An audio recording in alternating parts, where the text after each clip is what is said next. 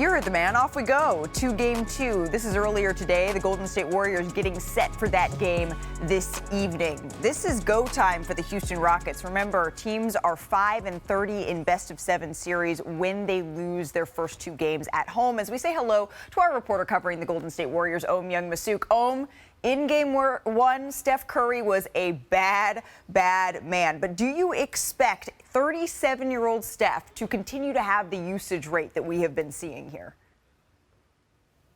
Yeah, I mean, look, if these games are going to continue to be from straight out of 1997, like Steve Kerr says, and they're only going to score 95 points, they're going to need all of Steph's 30 points. Trust me.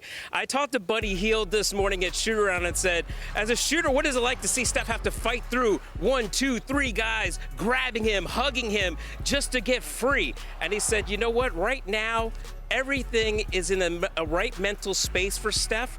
He's in a spiritual place. He's just letting everything happen and figuring everything out. And I said, okay, so as a shooter, what was it like to see him hit that ridiculous 3 falling out of bounds in the third quarter? And he said, Steph and I talked about that yesterday. And he said, I'm telling you, he's in a spiritual place. What you're seeing is not normal.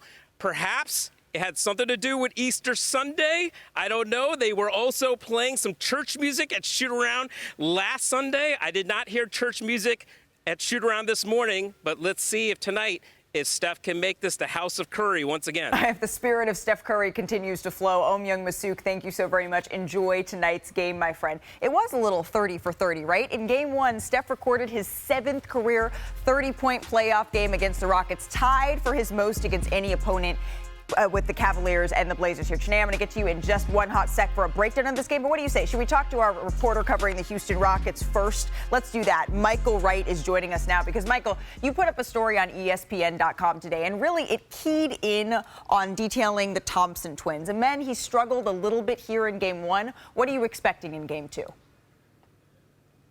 He did. He struggled mightily, but Ime Udoka said that he really wants to see Amen Thompson get downhill a little bit more this series, especially when they go to those double big lineups that feature Steven Adams and Alperen Sengun. Now, I talked to Amen Thompson this morning, and he said that he really has to do a better job of taking advantage of those situations because there are definitely driving lanes. He said, but in game 1, he missed a lot of chippies that he normally makes. Now, Amen also said that, hey, I am loving the physicality of this series right now. He said they finally feel like they are playing real basketball. So expect that level of physicality to be ratcheted up for game 2 tonight. Okay, that's certainly something that we are going to watch for, especially because we know his prowess here defensively. Michael C. Wright, thank you so much. Enjoy tonight's game. I'm sure we'll be seeing you on SportsCenter a little bit later. Here's what ESPN Bet Sportsbook has for tonight's game 2. The Rockets, they're 3.5-point favorites to bounce back tonight. The game is expected to be low scoring again, an over-under here of 204.5. So, Chiney, your Rockets, it is time for you now. They are in an 0-1 hole. What needs to happen tonight in H-Town? Look, I was in the building for game 1 in the H, and there was a lot of excitement for so many matchups. Draymond Green versus Alperen Sengun, but the most consequential is likely Jalen Green versus Steph Curry. Mind you, Steph's shot making, it literally took my breath away and the entire arena's breath away. His shot, though, starts with his feet. Now, this is a miss, but I want to show you how hard the defenses have to work to hold Curry down. He fakes the screen right here and is just lurking and waiting. Tremendous pin down by Podziemski to force a switch, and now Steph is on the move, knowing that there could be another brush screen to create that separation for him to get to his shot. Now, he was just doing this from this range. Typically, he hits all over half court. And what does this mean? It's a miss here, but you know it's a matter of time because the makes come after that. This shot that you'll see right here, like, only one person in the NBA can make that, and it's Steph, and he gets his confidence from his movement. But it wasn't just offensively for Steph Curry. His defense showed up as well. Their top scorer, the Rockets, Jalen Green, has to be better if the Rockets want a chance at tying the series up. And this is the exact matchup that we might see again. So what will Jalen Green have to do? He will have to be more productive, really, especially going up against Steph because he moves his feet so well. Watch Steph. He's down in a stance. I'm a Rockets fan, but respect to this man. Look at him hustling. Look at Steph pursuing. No help is coming. Beautiful contest without a fall. I saw him do this on multiple players, including Alperen Sengun. But this right here is my favorite. This is the one that gets me hyped. He accepts the challenge. Typically, people back up, especially this far. No, his left foot is up. He's ready to pressure. And what does he do? He forces a fadeaway, a tough three-point shot, especially when Jalen is not having his night.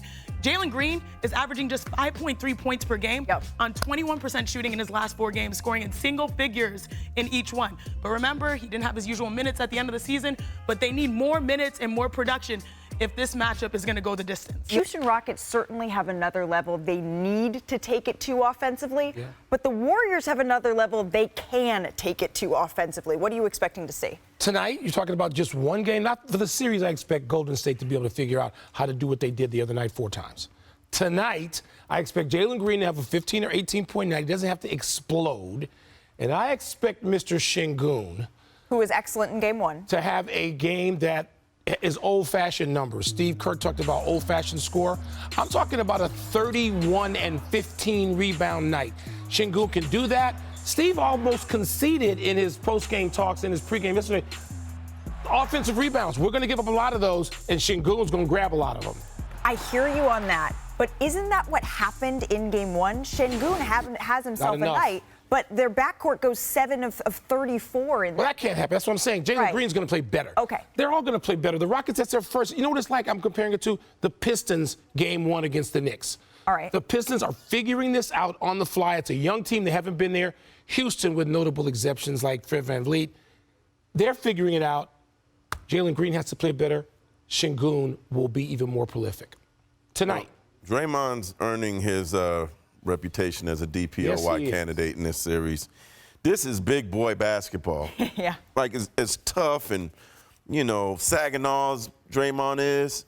He's got to sit on Adams and Şengün. He's giving up like 5 inches and 50 pounds.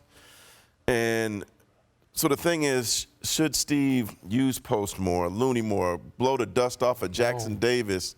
I don't know. You know, I don't know. Steve, that's not Steve's but no, way. listen. To extend his lineup? Linda, listen. Let me finish. If they continue to let those 2 big fellas shoot, what are they not doing? They're not shooting threes. Okay. So they took 22 shots combined last game, Linda. I keep calling you Linda. It's an IG thing. It's IG. He's hip with the kids. Oh, okay. Only 2 threes. So there's a game plan, I think. Yeah, okay, Şengün, do it. But, Mark, you know often those offensive rebounds work their way back to the arc for open threes. Şengün ain't passing the ball.